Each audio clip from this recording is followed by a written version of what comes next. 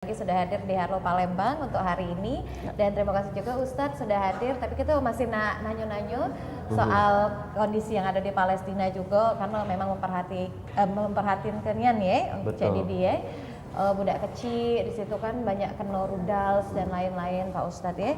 Tapi kalau untuk KNRP Dewe, bantuannya untuk Palestina apakah sudah optimal saat ini apa belum?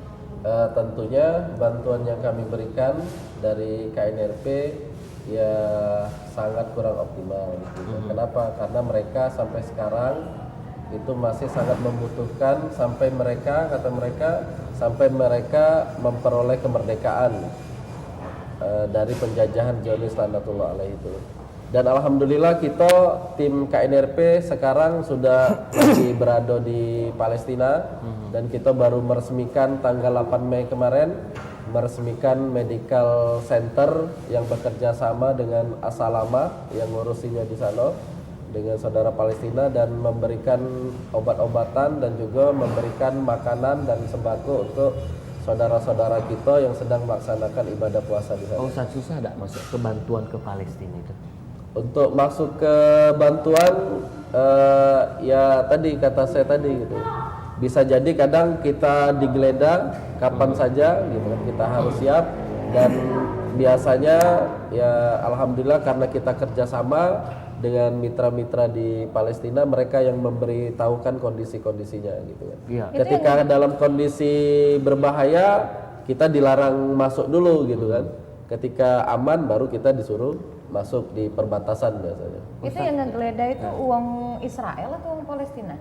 Oh, yang menggeledah dari tentara Israel gitu, berpakaian senjata lengkap gitu kan, berpakaian tentara. Mereka menggeledah tas-tas kami gitu kan, ransel-ransel apa yang dibawa dan lain sebagainya. Kami sudah 3 kali berangkat ke Palestina memberikan bantuan dari masyarakat Sumatera Selatan. Iya, nah penerjemah mungkin boleh ditanya ke Syekh, kalau kita juga pemuda di Palestina itu kan berani-berani nian. Kira-kira mungkin ada sedikit masukan kepada pemirsa FATV, terutama yang generasi penerus yang muda-muda ini untuk samucak pemuda Palestina. قالوا أن شباب الفلسطينيون شجاع يعني يمكن تنصح أو كيف يعني حتى يكون شباب الإندونيسي يصبح شجاع زي شباب الفلسطيني ماذا نعمل حتى نكون شجاع زي شباب فلسطين؟ شباب فلسطين يؤمن بقضيته ويؤمن بأن له حق، وهذا الحق لابد أن يعود له، وهذا الإيمان بهذا الحق هو الذي يدفعه للتضحية، يدفعه لأن يعني يواجه هذا العدو دون خوف من أي شيء. ويعني أيضا شباب أندونيسيا شباب شجاع إن شاء الله. المسألة تعود إلى القلب بماذا يؤمن، إرادة، الوعي في التفكير، كل هذا يدفع الإنسان الشاب لأن يكون شجاعا.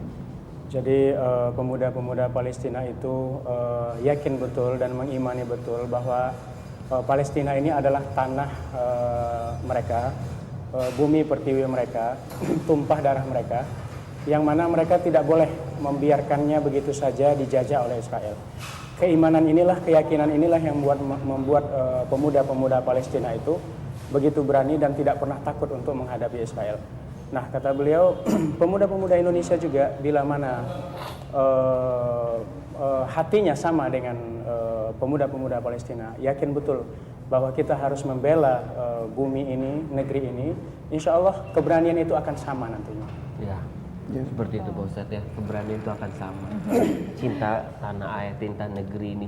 Kalau memang mereka tidak cinta, pasti mereka lah banyak lari ke negara lain ya Pak Ustadz. Karena untuk anak usia 5 tahun sampai dengan 10 tahun itu sudah hafal Al-Quran semua di sana. Nah ini Ustadz, kira-kira dari adanya roadshow atau kegiatan Syekh yang ada di kota Palembang ini, kira-kira tujuannya ya apa nih Pak Ustadz? Tujuannya apa Pak Ustadz?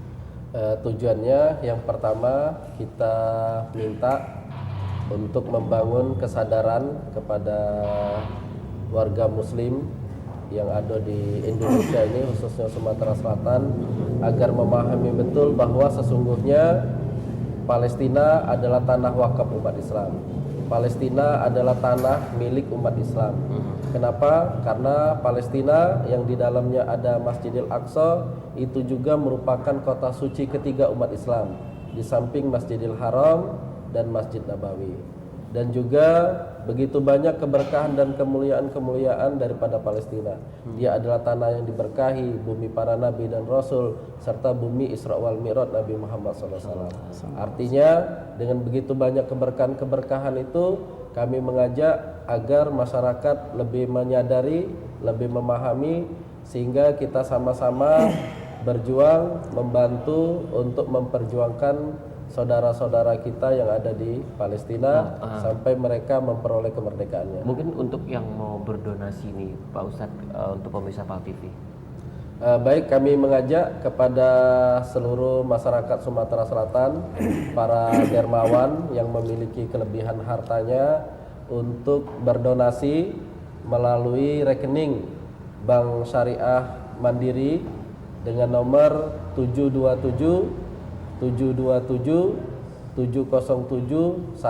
atas nama Komnas untuk Rakyat Palestina, dan bisa dilihat di running tag PAL TV. Ya, betul. Baik, Pak Ustadz boleh ditanyain sama Syekh harapannya ke depan untuk Palestina itu bagaimana Pak Ustadz?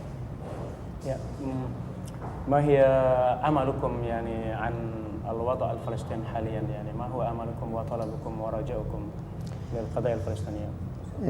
الأمل هو أن تحل القضية، وحل القضية بعودة الحق إلى أصحابه، ونحن نأمل بأنه إن شاء الله طالما أن هناك إرادة، طالما أن هناك شعب يطالب بحقه، فلا بد أن يعود هذا الحق لأصحابه، ولا بد أن يعني تنعم فلسطين بالسلام بإذن الله تعالى. Jadi harapannya adalah satu, yaitu bumi Palestina bisa kembali ke tangan rakyat Palestina kembali seperti sedia kala. Itulah yang menjadi cita-cita kami, harapan kami sepanjang kami hidup. Baik. Amin ya rabbal alamin. Mudah-mudahan Pak Ustadz, bisa dibilang terima kasih sudah hadir di PAL TV. mudah-mudahan nanti ada kesempatan kita akan bertemu lagi Pak Ustadz. Syukran ala hudurikum fi PAL TV, insyaallah naltaqi fi fursa ukhra. إن شاء الله نستضيفكم في فلسطين إن شاء الله. Terima kasih sekali Tunggu lagi kehadiran untuk di Syekh Palestina. Aiman Abdul Aziz Salim Ad. Terima kasih sudah hadir di PAL TV ya Ustadz ya. insyaallah. Dan juga Syekh juga terima kasih untuk Ustadz M. Siswandi juga terima kasih sudah hadir. Betul. Dan kami juga ucap terima kasih untuk pemirsa PAL TV yang sudah menyaksikan Halo Palembang. Di Brownies Amanda kita ketemu besok tentu dengan narasumber atau tema yang lain. Dan sebelum kita pamit ada profil masjid yang cak biasa kita jingok ke aku Didi Valdian. Dan aku Cik Altiara Putri, sampai ketemu lagi pemirsa yang ada di rumah besok di Halo Palembang. Wassalamualaikum warahmatullahi wabarakatuh. Bulan Ramadan merupakan bulan yang penuh berkah dan rahmat. Banyak kegiatan keagamaan dilakukan di masjid.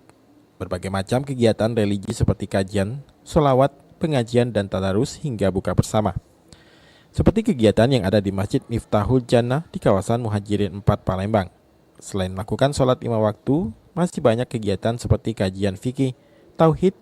Sementara di malam Jumat akan dilakukan pembacaan surat Yasin dan di malam Sabtu Al-Barzanji.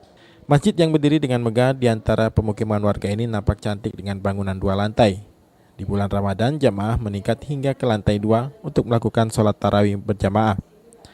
Ismail, pengurus masjid, mengatakan banyak kegiatan yang dibuat di bulan Ramadan. Selain orang tua remaja juga ikut meramaikan.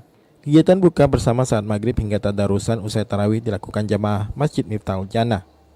Kalau di bulan Ramadan ini ada buka bersama. Nah, sudah itu setelah sholat tarawih ada tadarusan.